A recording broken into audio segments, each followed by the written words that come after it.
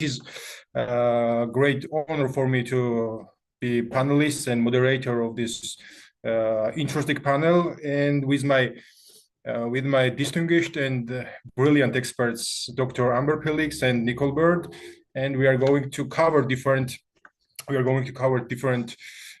topics. The first one will be Dr. Amber Pilix, and she will introduce more clear about her presentation. The second one will be Nicole Bird, and the last one going to be me, and I'm going to talk about the ethical dilemmas in crime research. So we can start our formal part of the panel, and first one will be Dr. Amber Phillips, and I want to say some more. That's her paper focuses on the social reuse of confiscated assets, specifically the difficulties which emerge when the legislation targeted as a symbolically undermining OCGS is itself undermined by wrongdoing and misconduct. So Dr. Amber, stage is yours, and we are going to listen you carefully.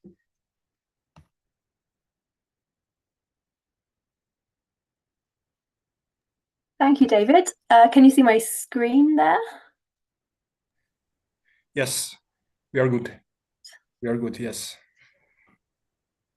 Great, thank you. Okay, I'm going to set myself a timer to ensure I don't go over time. So thank you. Yes, my name is Dr. Amber Phillips. I'm a senior lecturer in criminology at the University of the West of England.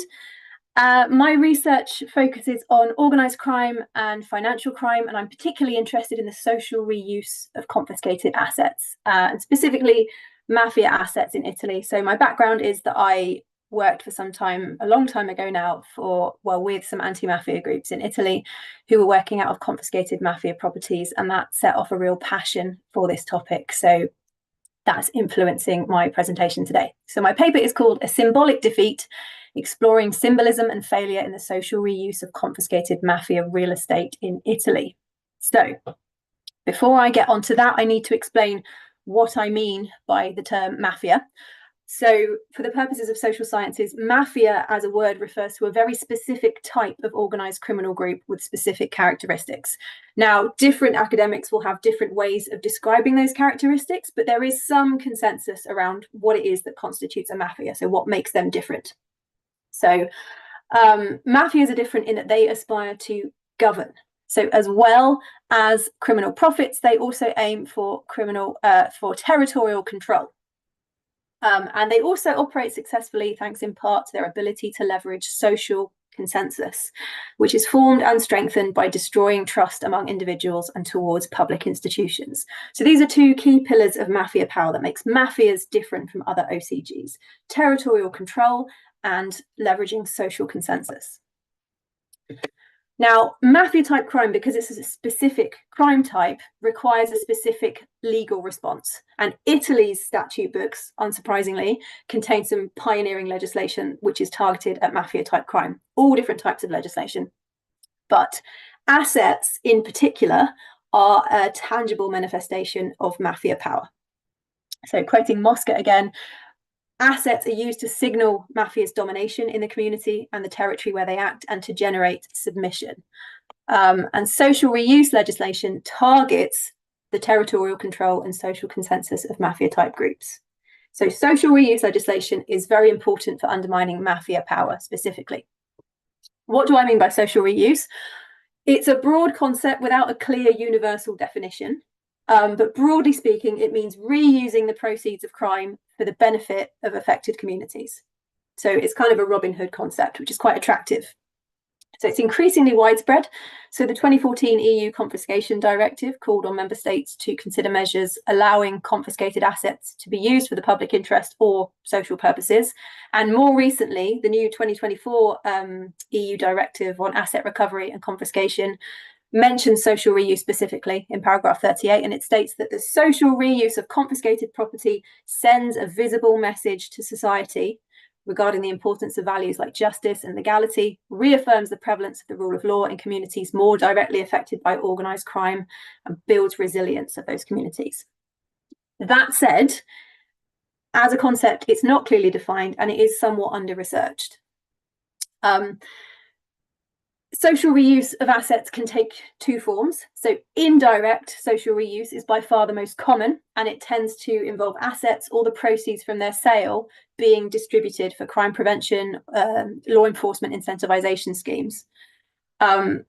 More interestingly, for my purposes, is direct social reuse, which is less common, but this proactively involves civil society organizations as partners in the process, not just beneficiaries. So they are part of that social reuse from the beginning. This happens in a few places around the world, but Italy was the pioneer of direct social reuse, I think we can say.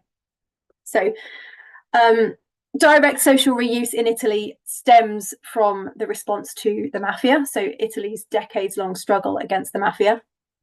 And it can be traced back to a pioneering piece of legislation that came out in 1996, known as the Libera Law. So I could talk about this law all day, but I'll try and keep it brief. So the key innovation of the 1996 Libera Law is that it allows assets confiscated from mafiosi to be allocated directly to civil society projects, which is a huge innovation. And it was named for the Libera non-profit anti-mafia organization, which was founded after a groundswell of public objection to mafia activity in the mid-1990s in Italy. Again, lots more I could say about that. It's now been included in the 2011 Anti-Mafia Code and subsequent amendments, but prior to this law, confiscated assets were sold off. And the problem with that is that there's a risk that these assets could be reacquired by the mafia through third parties or through other means. And also, selling off assets that you've confiscated from the mafia doesn't have any symbolic impact. So just selling off the assets is fine, but it doesn't have any kind of symbolic impact against the mafia. And that was the real innovation of the Libera Law. So symbolism is a fundamental part of direct social reuse. So symbolic benefits of social reuse are widely touted in academic, institutional, and political narratives, especially political narratives around the law facilitating the direct social reuse of assets. But they are ill-defined, and crucially, they are very difficult to measure. How do you measure a symbolic benefit? We see the word symbolic coming up again and again in narratives around social reuse. So as a 2021 report on seized and confiscated assets by the Parliamentary Inquiry Committee on the Mafias in Italy, talking about confiscated assets undergoing a substantial and symbolic evolution and reaffirming the presence of the state. And a paper by Mazzanti et al. In 2016 used the term symbolic 13 times in their paper. And this isn't uncommon. We see this word symbolic coming up again and again. And it seems to me, from my analysis, that the symbolic goal of this legislation can be boiled down to the impact on the territorial control and the social consensus of the mafias. These are the two key things that the symbolic impact is targeting. So my tentative novel framework that I've come up with in this paper to measure the symbolic impact of social reuse in mafia-controlled territory is looking at the impact of social reuse, specifically on the mafia's social consensus and on their territorial control in a given area. My research questions for this paper were, what exactly is the symbolic impact of the social reuse of real estate in mafia-infiltrated territory? I should clarify, real estate is the type of asset that I've chosen to focus on in this paper. All different types of assets are confiscated, including businesses, cash, material possessions, all sorts of different things. But for the purposes of this paper, I've focused specifically on real estate because, as I explain in the paper, real estate has a specific symbolic value in terms of its physical presence within these communities. So how do we measure the symbolic impact of the social reuse of real estate? What happens when social reuse projects fail to meet their stated objectives? And what happens when confiscated properties are turned back over to the state and taken away from the third sector entity to which they were allocated? And a further question I was interested in is, what are the potential symbolic repercussions of individual criminal misconduct in the recipient organisations? It's an unpleasant question, but it's one that we have to ask because unfortunately it keeps happening. So why does this matter? Well, in the literature, there's quite a lot of focus on challenges encountered by social reuse projects. but a lot of these are tangible. So bureaucracy, finance, mafia reprisals even. But I didn't find any mention at all in the literature I read of the risk of individual misconduct within recipient civil society organisations. So individuals within those charities committing fraud and embezzlement. This matters because the news in Italy last year was full of high-profile cases of fraud within those recipient organisations. And it's not a pleasant topic, and it's not one I like to talk about because I passionately believe in the positive impact of social reuse, but we cannot ignore the fact that these cases are happening, regardless of how small a minority they may be. And crucially, very little work that I have found is focusing on the potential symbolic implications of failure. So if this legislation has very clearly stated symbolic aims, what does it mean symbolically when the projects fail to deliver? We have to consider that side of things as well, I think. And I think there is very little focus on the specific symbolic vulnerabilities of social reuse legislation. And given the increasingly widespread nature of social reuse legislation worldwide, and given its stated symbolic purpose, we have to think about the symbolic implications when it goes wrong, however uncomfortable and unpleasant that might be. So I looked to socio-legal studies for some literature on this, and I found some interesting stuff. I found that Smith in 1997 said that laws with a symbolic focus can disguise what he calls hollowness. So excessive reliance on symbolism can create public expectations that may ultimately be disappointed, and can lead to a loss of confidence in the law and legal institutions. Now, this matters especially in mafia-infiltrated areas because they're already experiencing very low levels of confidence in public institutions. That's part of what mafia consensus is built on in the first place. So if bolstering faith in the rule of law is a key symbolic goal of social reuse, that's why we're doing this in the first place, undermining that further when it goes wrong is potentially catastrophic, and we should be extremely concerned about it. So for this paper, my methodology was looking at 2 case studies of real estate allocated for social reuse in the region of Calabria, which is where I used to live and work. And it's a region that has a particularly high concentration of mafia activity in the form of the 'Ndrangheta. Both of these social reuse projects failed, and they failed very publicly. So they attracted significant national media attention and political attention in Italy. And both featured high-profile individuals who were eventually accused of criminal misconduct. And crucially, it was non-mafia related criminal misconduct. So these 2 individuals were not necessarily affiliated with a mafia-type group. My selection of these 2 cases had a methodological motive. So these cases invited political, media, and institutional responses, and the data was drawn exclusively from these publicly available sources, so it allowed me to analyse the narratives that were swirling around in these very high-profile cases.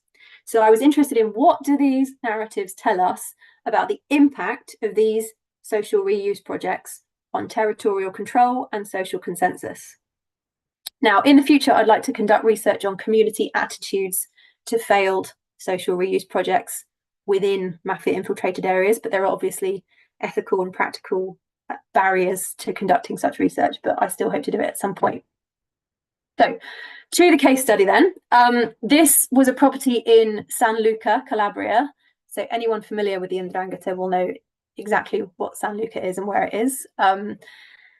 It's an area of extremely high mafia infiltration, and this luxurious villa was confiscated from notorious 'Ndrangheta member Antonio Pelle in 2002. So the location of San Luca is highly symbolic in terms of the 'Ndrangheta's power.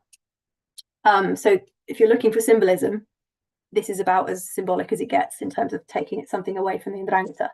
So in 2009, the villa was granted to a charity called Donne di San Luca, so the Women of San Luca movement, headed by a woman called Rosie Canale. She was the head of the movement, and she was described in The Guardian, in the English newspaper The Guardian, in 2012 as a courageous anti-mafia activist. So that gives you an idea of the reach of her work and her profile. She's internationally famous. So this luxury villa was taken off the mafia boss and converted into a children's centre, using funds from the Ministry of Youth and from a private charitable fund. It was opened on the 20th of November 2009, International Children's Day. I presume it was chosen very specifically for that reason. Again, very symbolic. Attended by local, regional and national press and politicians, very high profile, lots of attention. And a year later, exactly a year to the day, it closed down. So it didn't last very long. Even worse, in 2013, Canale was arrested on suspicion of fraud and embezzlement. And in 2016, she was sentenced to 4 years in jail. Now, one very interesting thing I found in my analysis of the narrative swirling around this case was that there was a very significant discrepancy between how this youth centre was portrayed in the national media and political discourses and what was actually going on at local level in San Luca. So if you look at that glossy opening ceremony on International Children's Day with all the politicians attending, very few local people turned up because the opening ceremony happened just weeks after the death of Antonio Pelle, and local people feared that if they attended, they would face reprisals. So people were too frightened to go. And another key detail missing from the national reporting and the political discourses around this project was that actually this property had already received 193,000 euros of public funds to be developed into an anti-mafia training centre, which never happened. And that the building fell into disrepair and it had to be repaired again at additional cost. So a key, very important takeaway that doesn't seem to feature in a lot of the political narratives around this is that the undermining of social consensus and territorial control of a mafia group is not automatically achieved just because an initiative is launched and has a nice glossy opening ceremony. Because the reality on the ground is that people were too scared to go.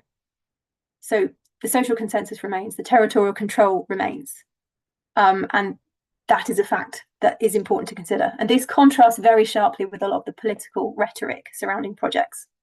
So there is a big disparity in the symbolic impact at national level and at local level. And prior to her arrest, Canale was also very publicly critical of national and regional authorities for their lack of support. Now, at this point, this was before her arrest, so she still had quite a high profile as an anti-mafia activist, and she was using that platform to further criticize the inaction of the state. And this, although she was obviously a criminal, this exposes the vulnerability of social reuse policies that are dependent on partnerships between the state and the third sector. So in symbolic terms, it raises questions as to the state's ability to claim itself as the victor against the mafia, and it potentially undermines the symbolic goal of the legislation. So I'll move on to my conclusions. So symbolic goals are vague and they are ill-defined. And it's really important that we think carefully about what we mean by symbolic goals, especially in the context of the increased popularity of this legislation worldwide, particularly given the risks pertaining to hollowness and their capacity to further undermine the public faith in the rule of law if things go wrong. I proposed a tentative framework for measuring the symbolic impact of the social reuse of confiscated real estate, so its influence, its impact on the mafia's social consensus and territorial control. And a key finding is that symbolism is often capitalized on quite vaguely in the rhetoric of national politicians who want to come in and boost their anti-mafia credentials, come in for a flashy photo shoot and then leave again the next day. But nothing has changed in that community. And the people in that community know what's going on.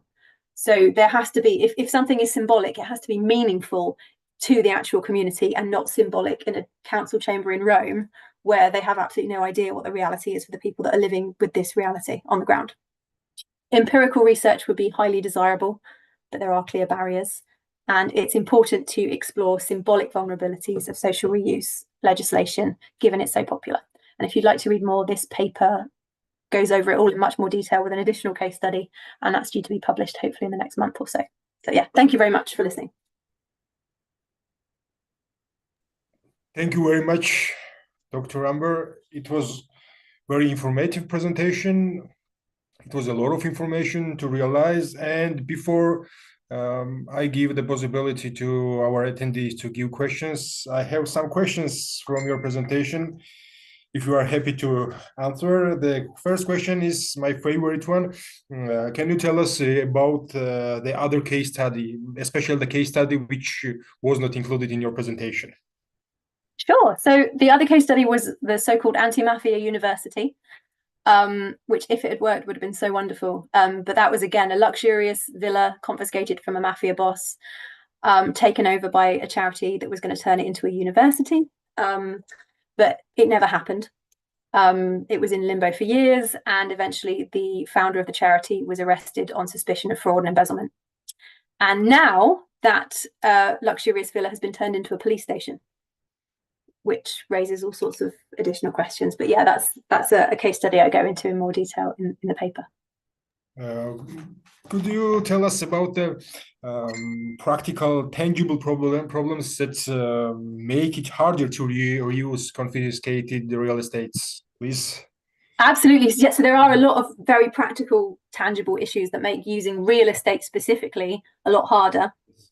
Chief among them is that if you want to use a piece of confiscated real estate for institutional purposes, most luxury villas, for example, aren't fitted out to be ideal police stations. They don't have the right fire exits. They don't have enough power points. So they require a lot of investment to make them safe and appropriate for institutional use, or even for use as charity. So that's a tangible concern. Another concern is that quite often the former owners will find ways to destroy or damage the property to such an extent that it becomes very expensive for the authorities to use it again, just to add another layer of difficulty. Yeah, and there are various other barriers as well, but those are the key ones that come to mind. And one last question. Given the increasing global interests in the social use of confiscated assets, could you tell us what lessons can be learned from Italy's experience in Calabria? I mean, I suppose I would say not to focus too much on my research, because there's so much good stuff happening. And the last thing I would want to do was to kind of criticize and darken the fantastic efforts that are going on there. And there's so many really, really good projects that are happening. I suppose one of the reasons I wanted to do this research is to say these outliers risk undermining some really fantastic, really excellent projects. And that's why I think these outliers that are doing bad things need to be focused on and dealt with specifically, because there's so much good stuff happening. Okay. Thank you very much. And I would like to offer you to focus on the question and ask questions and answer option here, because one of our attendees gave us very interesting case study, I guess. And in respect of your expertise, please give them answers. So now we are going to Nicole Bird, another brilliant speaker of our panel. Nicole has spent 15 years working drug, human, and wildlife trafficking in both the government and the non-profit sectors. And most recently, she was the lead author of Stella Maris, an Earth League international report mapping shark fin trafficking networks in Latin America. Nicole, stage is yours, and we are going to listen you carefully. Please. Great. Thank you so much, David. Let me just get back to the PowerPoint. All right. Can everyone see the screen? Brilliant. Thank you so much. That was a much too generous introduction. I'll be talking a little bit today about sort of the next steps in thinking about what we've all as a community come to take for granted now as the modern state that is crime convergence. Normally it takes me about an hour to give this, so I've tried really hard to pack it into a tight, streamlined 15. So let's see how we do. As I said, nearly everyone in our field now really has a solid understanding of crime convergence, so I'm not going to belabor that. We know how diversified criminal portfolios are. We understand the global nature. We understand that different regional networks are in fact cooperating quite a lot. All you have to do is show up at any port on the Pacific side of South America, and you will see the presence of many, many players. So what I'd really like to focus on is understanding the financial interrelationships of these very diversified criminal portfolios. You know, how is money being moved around? How is it being laundered? How is it being invested, which I think is really key, because as TCOs really seek to expand their lines of business, both licit and illicit, and we'll come back to that, you know, what is coming from something like, say, cocaine or fentanyl is really your seed money to get into new lines of business. And that really, you know, the bigger and more wealthy these organizations get, the more impunity and power they have, which is quite a frightening thing. So I want to be a little bit realistic at the outset here. We know that parallel financial investigations are still far from the standard worldwide. Fact Coalition just released a really great report looking at this in the context of environmental crime that I definitely recommend. And obviously, there are the ongoing usual challenges based on capacity funding and the ever-present threat of corruption. So traditional anti-crime efforts, generally are still very focused on a particular type of crime. You're investigating drug trafficking or wildlife trafficking or arms dealing or antiquities theft and smuggling. And there are limits by geography and region as well. Beyond just law enforcement's jurisdictional limitations, a lot of us are very stovepiped, and I've seen this both in the NGO community and the government world, where it has to do with sort of internal organization and funding limitations. So maybe an NGO gets a grant to look at pangolin trafficking in 2 countries in Africa, or a government agency is very stovepiped along types of crime.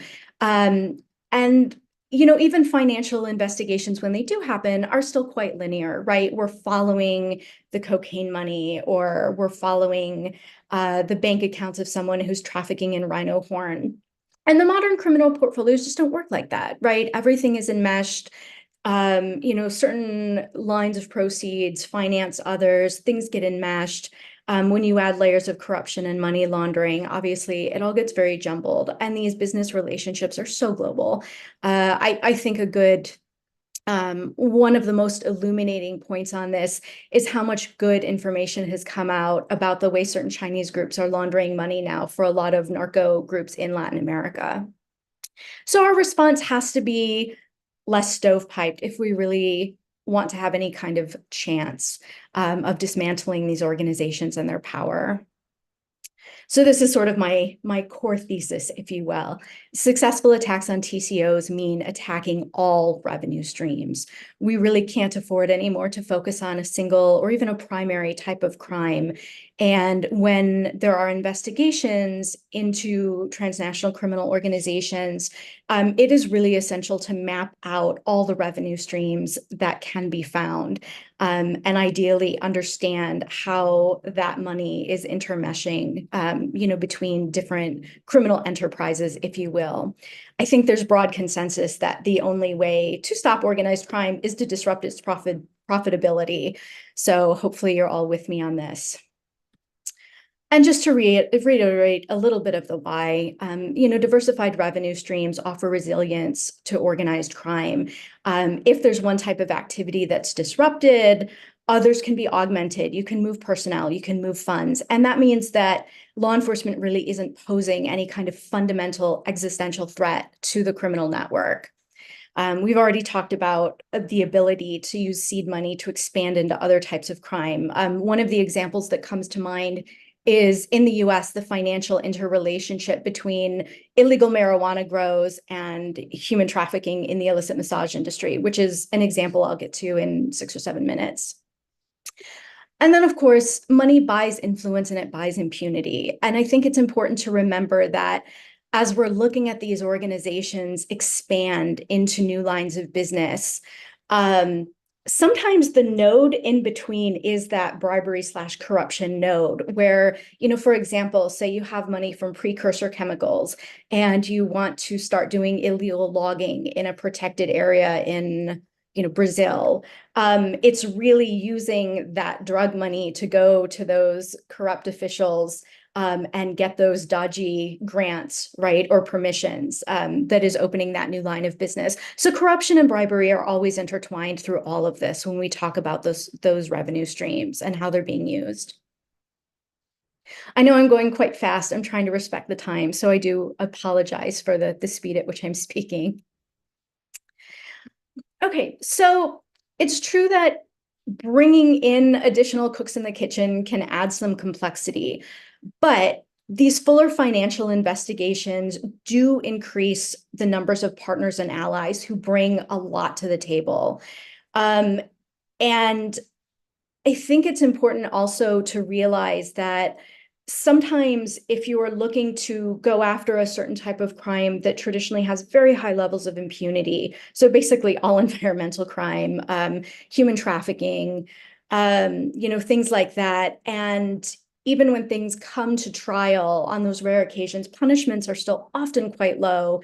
And distressingly, even when the laws on the books provide for some pretty hefty penalties, they're rarely maxed out in implementation. And because of that, if you really want to dismantle these organizations, sometimes the only way to do it is to make sure that you're charging them for other types of crime that are higher on law enforcement's priority list, that come with maybe automatic sentencing, minimum sentencing, things like that. So this is another reason that sometimes you're just not going to be able to dismantle an organization going after maybe, I hate to call them softer targets, but I think you all know what I mean. Okay. So one of the things that when I've spoken to law enforcement audiences, I really stress, I was going to originally call this slide empathy, but I thought that sent the wrong message. So let's just say thinking about criminal enterprises from a criminal perspective, really think about these organizations. And if you were in the shoes of a criminal leader, what are their essential needs to continue to carry out these different enterprises? What are essential financial material and skill sets? And then where are their bottlenecks and single points of failure? I'm thinking of chemists. I'm thinking of expert passport forgers. Where are the places that if you put your thumb on an operation that you might be able to apply some outsized pressure? And I think this really helps in identifying additional expertise and additional potential partners and allies in the fight against organized crime. My pie in the sky is to eventually see a case where a lot of these pressure points are applied in tandem. I haven't seen it yet, but I remain hopeful. All right, so I want to give you 1.5 examples. What am I talking about in practice? And I'll start with the one, which is I spent 2 years looking at human trafficking in the illicit massage industry, which is basically those sort of dodgy looking spas that are not really spas. And they're often presented as, sort of one-off mom and pop businesses. Maybe they're addressed with just prostitution raids or something like that. But these networks can actually be quite large. They're not just engaging in human trafficking and prostitution. I knew of one case where 2 women had these businesses throughout California and in Oregon and Washington. Some of the material evidence was when law enforcement went into a storage unit and found a pallet of 10,000 condoms. That's clearly a certain type of crime on an industrial scale. So I started thinking about how they were making their money. And, here are the obvious: human trafficking and prostitution. Obviously, there's some overlap on the Venn diagram there, but we have to be careful not to completely conflate them. And then the usual tax evasion and fraud. But as I started talking to different police officers, detectives, prosecutors, local officials, I realized that these groups were making money in all these other ways as well. Ketamine, these places were being used as a hub to bring in and distribute ketamine. So there was drug trafficking. There was definitely document forgery, everything from birth certificates to passports to educational credentials.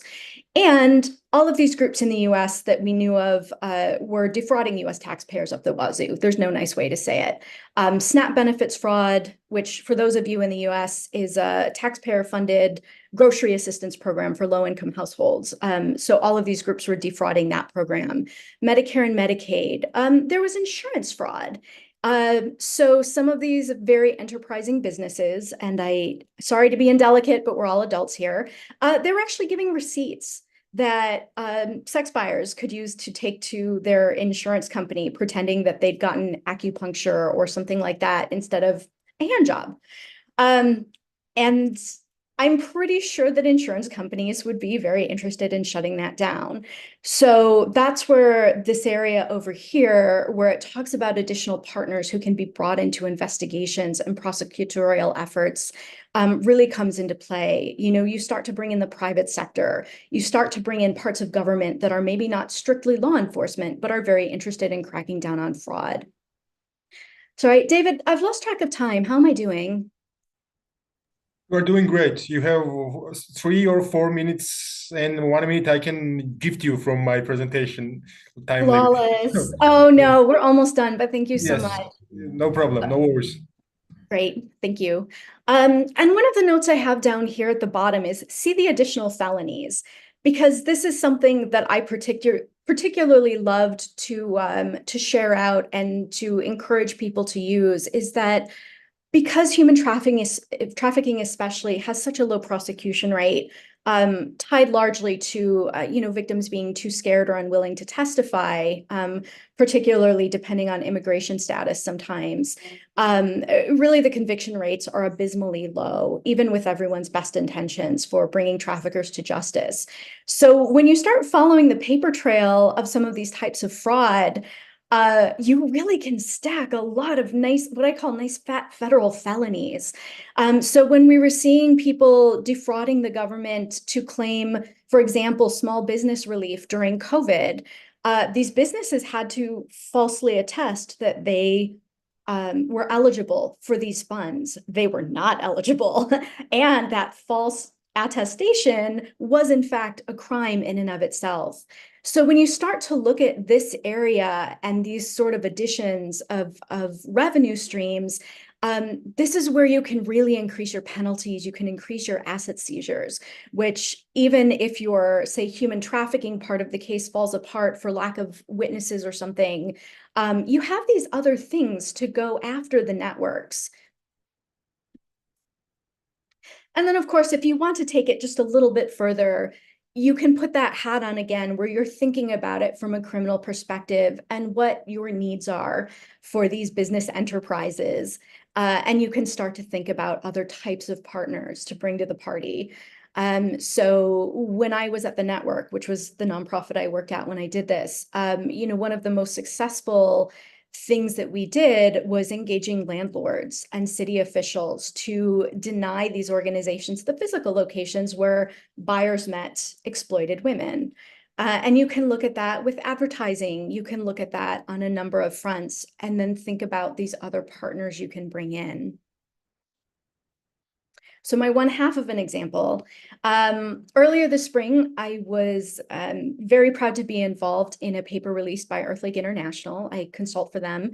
And what started as an investigation into shark fin trafficking networks in Latin America quickly came up with a long list of other crimes, of course, that were being committed by these wildlife trafficking groups. So not only were they dabbling in other wildlife products, they were also, in some cases, trafficking drugs, illegal timber from their logging enterprises, illegal metals and minerals that came from suspect mining concessions sometimes, arms trafficking in one memorable case, obviously the usual passport forgery and such, and then all of the financial crimes that we associate with these groups as a matter of course, the underground banking, money laundering, bribery/corruption.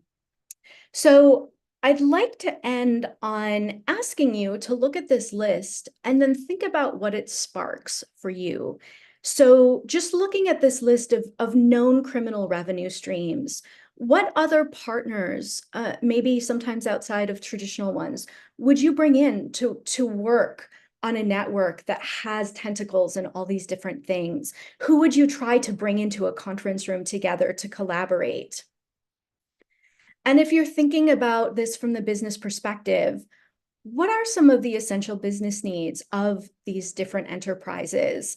And who else could you bring in? Are there people from the private sector, the financial sector, NGOs who could really bring something to bear on trying to shut down how profitable these illegal activities are, and really try to develop try to create some blows that will really dismantle these criminal networks, take them out of the game, take enough of their money and their assets that they really can't recover. That's the goal, right?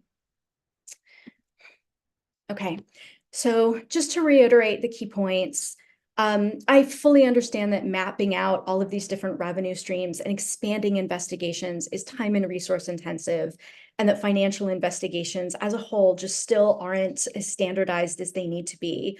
But do think about, in addition to the complexity that more players can add, how much expertise and access and resources you might be gaining, and of all those additional potential felonies. There are some very clear examples about how this approach can lead to great successes, which maybe we can get to in the Q&A. But in the meantime, I will just say thank you very much for your time. Thank you very much. It was a brilliance to listen because practical and academic examples were merged. And one more time, thank you very much, Nicole, for this great presentation. So let's go to the question section. I have one question or two, maybe two, about your examples and case studies. Could you give an example of case studies that succeeded based on charges that were not original focus of the investigation, and what did it achieve? Yes, thank you for that question. One of my favorite examples that I came on when I was doing the shark fin trafficking research was a Department of Justice operation called Operation Apex from 2020. And it was initiated, I believe, by the US attorney in Georgia, although it ended up having many more partners nationwide. And it started by investigating people who were moving shark fins and involved in that trafficking within the US, obviously with branching out into other countries as well. But as they did this investigation, they found out that the same network was growing absolutely industrial amounts of marijuana. I think ultimately they confiscated almost 20,000 plants. That is a very high level felony, that amount of drug growth and trafficking. So that was something that really ended up creating, I think, the most substantial penalties. And then they found out that some of the laundering was being done via, gemstones, precious metals like gold, and there were a lot of asset seizures. I think ultimately, in addition to the drug plants, the seizure was somewhere around $8 million because of those other charges. And one last question, what would you like to see in terms of this model being applied to environmental crime and wildlife trafficking? What do you see in that terms? Yeah, thank you. Like I said in the presentation, I think this type of holistic approach and understanding how revenue streams are supporting one another within a criminal portfolio, how certain types of revenue are being used as seed money for other things. I think this is particularly essential where you have those high impunity, low punishment crimes, because it's really the only way that I can think of. Maybe some of you in the audience or the other panelists have additional ideas. But if you're looking at something where often the penalties for say something like trafficking pangolin scales is just so low, the impunity rates are so high, bringing in those other charges, I think, is more essential than ever when we're talking about protecting the environment. Thank you so much. Thank you very much. And all of you, dear respected speakers, I would like to underline one more time that please follow this question and answer section, because very interesting things are happening now. So now I'm going to share my presentation, and it's hardly my fault that I'm the one who is going to talk about this topic, and at least no one interrupts my times, because I'm the boss here, I'm the moderator and speaker, both in one. So once again, thank you very much to our speakers. And now it is the last presentation of our panel, Navigating Ethical Dilemmas in Organized Crime Research, Balancing Integrity, Safety, and Impact. And before I'm going to dive into the formal part of the presentation, I would like to underline and highlight that all the researchers who are trying to research and make findings in the in and against organized crime, all of them are heroes, because sometimes one of my findings is that sometimes the cost of the research findings which come from the organized crimes researchers is the cost of their personal safety. So I hope I can change the slide. Yes. Yes, it's a general plan of the presentation. It's divided into 7 main parts, and it's includes different topics about the safety concerns, the role of informed consent and covert research during the crime research process, case studies, and conclusion, and the recommendations how researchers should focus on the focus on this research process from the perspective of the safety and security. So once again, before diving into the content, let me first provide a little background on why this topic is so important. Organized crime is a multi-trillion-dollar global industry operating in nearly every country and involving numerous illegal activities like drug trafficking, human trafficking, arms smuggling, money laundering, etc. And from the perspective of global economy, sometimes organized crime is assessed as the second largest and wealthiest economy in the world. And this presentation aims to talk about the specific ethical dilemmas that arise in organized crime research, as we already mentioned. To begin, let's start from the focus on the scope and importance of the crime research. As we said, it's an organized crime, the second biggest economy in the world, and around approximately 4% of world's GDP is played in organized crimes. 3 words which should be focused on from the researchers of organized crime is that their power, influence, and possibilities to find everyone who are trying to find out the research and disseminate it for not only the academic profit, but also to disseminate it for use to help local law enforcement agencies and policymakers to reduce or fight against the organized crime. And 3 main words every researcher's research can be assessed is integrity, safety, and impact.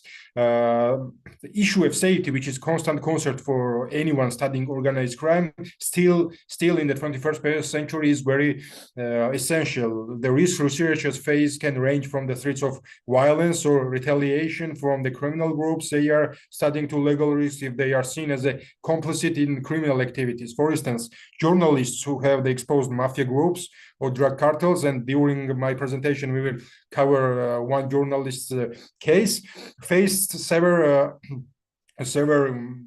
attacks from these criminal groups, including threats to their lives and, in some cases, assassination. Likewise, the participants in the studies, often current or former members of organized crimes groups, face risks if their identities are revealed. The second word is safety, personal risks and participant risks, which is constant concern for anyone also who are trying to find out how these organized crime processes works in the world. For example, studies on drug trafficking routes have led some criminal organizations to change their strategies and become even more elusive, making it harder for law enforcement to track them down. So to be more clear, sometimes disseminated research does not only serve to this academic or policymakers' interest, but also it helps organized crime groups to find out new routes and make their activity more safe for them. And the last one is impact.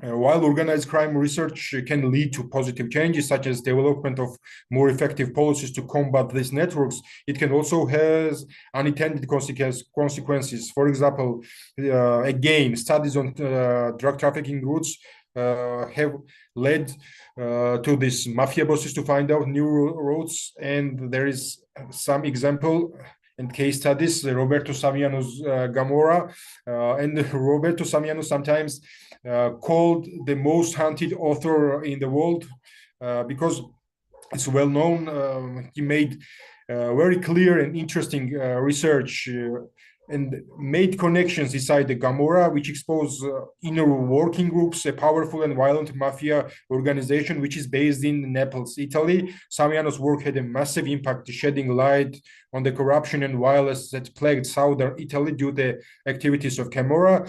His book was translated into dozens of languages and even adapted into a successful film and television series. And still, this book is main screen script of the TV series and TV programs.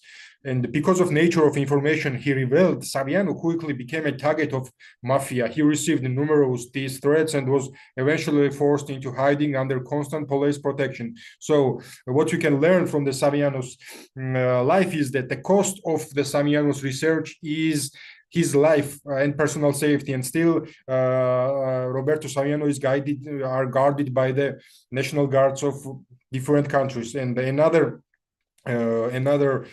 perfect case study comes from the Sudhir Venkatesh, who wrote very popular book, Gang Leader for a Day. And Venkatesh recounts his experience conducting ethnographic research with the Black Kings and violent street gangs in Chicago. And Venkatesh's research is notable for his depth of insight into the lives of gang members and the social dynamics within the criminal organizations.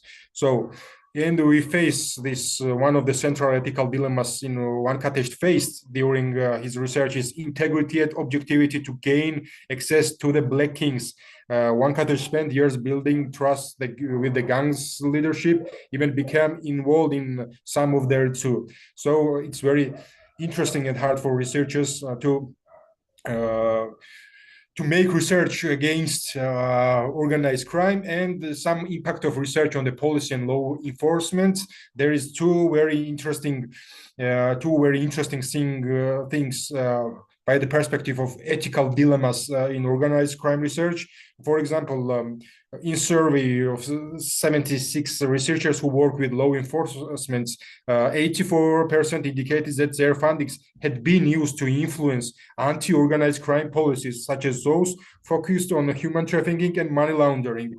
Once again, the research findings, which was intended to be useful for policymakers, was used and will be used by the organized crime groups to find more safe routes to make their black business well.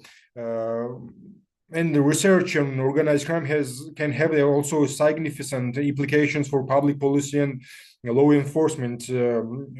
And one of the main cases, criminologist Federico Vares's work on transnational organized crime, who has shaped the policy discussions on how the combat of global reach of mafia-like organizations can use academic findings for their personal profit. Like, for example, blockchain sometimes and this cryptocurrency oftenly used for terroristic uses, and also they try to find out another ways like Ethereum and Bitcoin to use and fund their criminal intents. And one very sensitive part of the organized crime research is consent and covert research.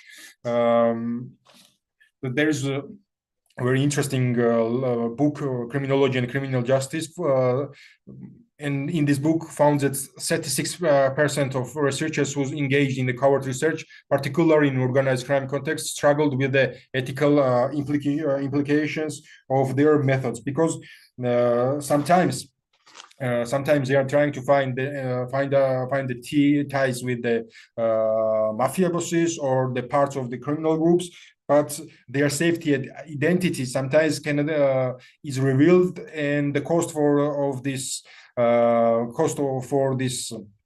consent is their life. And one last time, I would like to focus on this conclusion. What we found out during the research is that ethical dilemmas in organized crime research are inevitable. Researchers must be balance integrity, safety, and the impact of their research. There is always practical solutions like ethical reflexivity, collaboration, or other ethical standards which help to researchers to navigate these challenges. And despite these challenges, organized crime research they were vital for the society. And once again, I want to underline and highlight that organized crime researchers are real life heroes because they take a lot of risks to find out something very interesting and useful for people who want to live in peace. And there is some practical solutions for organized crime research. The first one is to adopt reflexive research practices, which time to time becomes very popular for organized crime research. Also, develop the safety protocols for field research, and there is a lot of thousands of books which make us still organized crime researchers to be safe during the research. And one revolutionary move is utilize institutional review boards. These kind of boards time to time becoming more popular, and this kind of boards trying to help organized crime researchers to navigate safe and secured when they are proceeding their research findings. And consideration of the long-term impact of findings is one last and very sensitive topics. Every organized crime researcher should think about that. Sometimes, as we mentioned, their findings may be helpful not to law enforcement agencies, academia, or the policymakers, but also to the organized crime leaders and groups. And thank you very much for your listening. On behalf of my last slide, I'm inviting the questions from our attendees. We will be very happy to answer all of them. So can wait. We still have time. If our respected panelists want to say something more or add. I would love to ask you a question, David, and turn the tables a bit. Please. Could you speak to any particular frameworks for risk assessments with this type of research and how helpful or not they've been? Okay, thank you very much for this question. There is no every organized crime groups in every country's view of this security and safety is very unique and different and original one. Even in some countries there is no exact definition what is safety and security for them. It's only written on the paper, but no exact definition. So we crime researchers and institutional researchers on policy analysts trying to find some universal frameworks to assess organized crime research ex post and ex ante situations, but unfortunately there is no kind of universal framework which will be working in the United States of America and in Japan with the same effectiveness and with the same fallouts.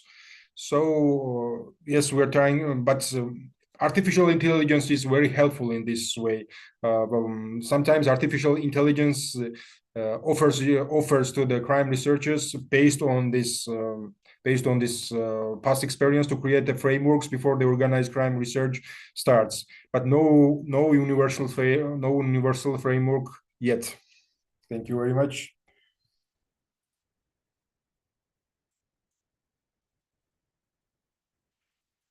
So our former, let me stop sharing. Yes.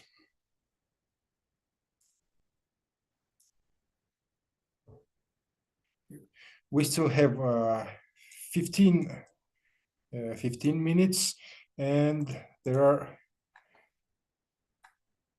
Sorry, I have a question if I can Yes, pose please. it, because I Please. can't type in the Q&A. No problem. I have a question for the first presentation regarding the symbolism. Between this fear that the social communities felt and they didn't, for example, went to the opening ceremony, is it connected with the harm experience and more with the, how to say, diffuse harm that maybe a mafia creates in the community? Or is only a connection between like Robin Hood between mafia and communities? That's an excellent question. So there is always a delicate balance when we're talking about social consensus between the genuine fear of violence and reprisals that exists within these communities, and also an element of that social consensus which is built on the idea that, well, the mafia can provide jobs, for example, that provides employment, and therefore that's where the Robin Hood element comes in. I think that's what you mean. So we had a really interesting discussion about this in the panel I was in previously about the social reuse of assets, and a judicial administrator from Italy said there that the best and most powerful thing you can do with social reuse is to create jobs. So this isn't to do with real estate, but you can create, for example, you can take a business away from mafia ownership, and it's very challenging for various reasons, but if you can convert that into a successful business that's still providing employment for that local region, that is a very successful way of undermining the social consensus of mafia groups. Because then it's not the mafia that's providing those jobs with that business, it's the state has taken it away and is managing to do something. And I say the state, but often these businesses are taken over by local cooperatives or charities or groups of workers from the local area, which further lends it legitimacy and consensus because it's real people from that local community who are engaged in it. And that's a really successful way of undermining consensus. So with specific regard to this opening ceremony that wasn't attended by people, I think in that particular case, it definitely wasn't a Robin Hood situation. It was very much a fear situation.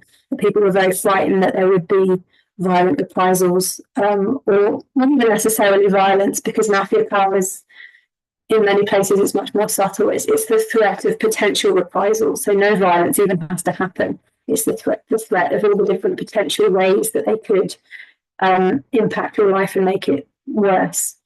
So in that particular case, I think it was more violence, but that's a really interesting question. Thank you.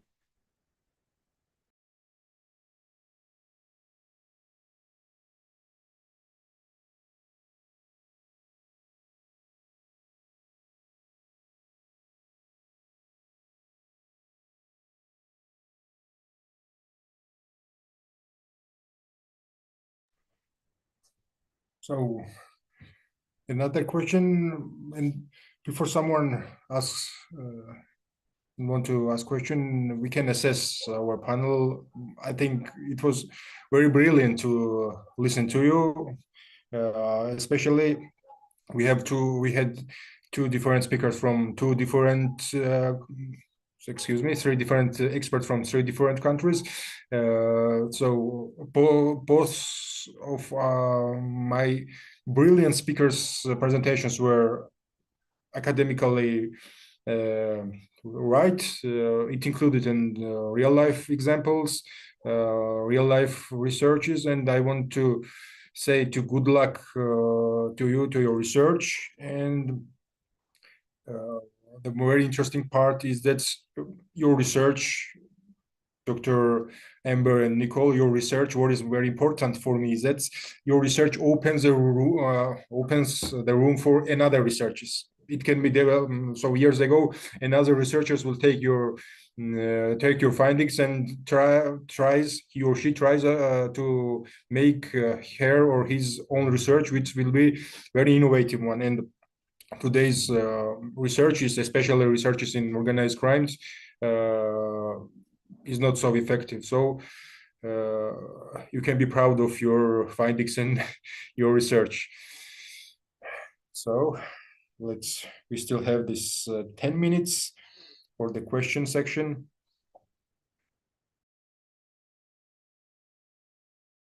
So perhaps Nicole and I could maybe the question we were talking about right before we started about incentivization for law enforcement.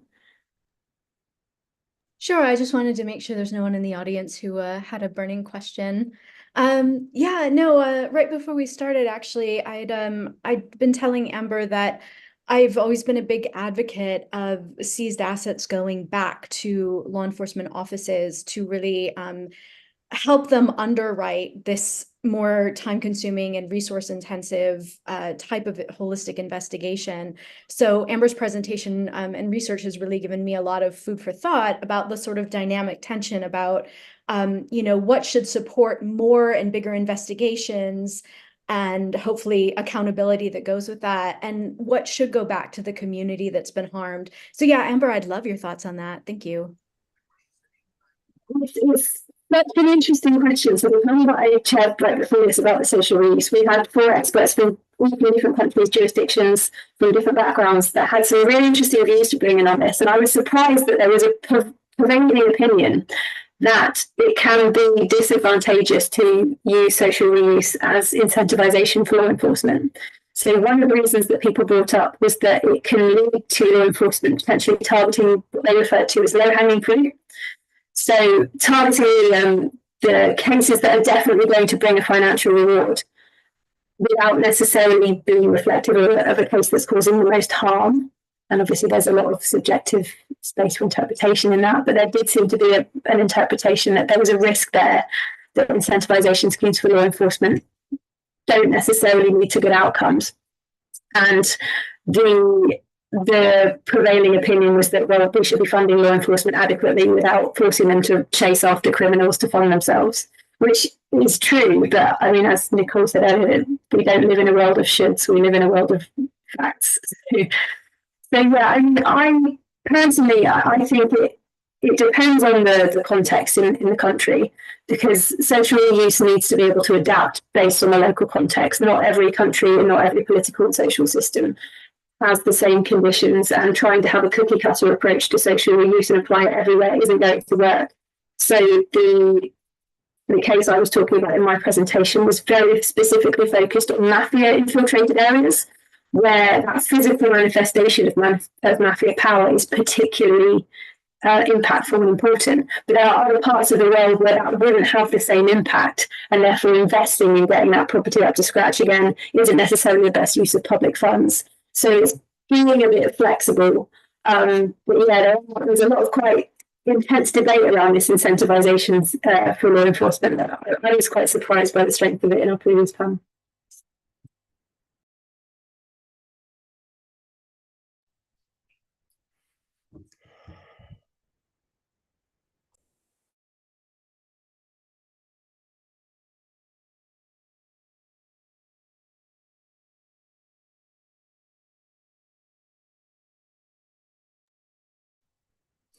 So there is a question in the question section from our attendee, and it's apparently off topic. Yes. When will EPPO also deal with the fight against organized crime? And moreover, the Treaty of Lisbon provides for this possibility, starting from the Article 83, Paragraph 1 of the Treaty of the Functioning of European Union. So first, I will give the possibility to our speakers. Do we have idea to handle and cope with this question? In my wheelhouse, I'm afraid. Sorry. Okay.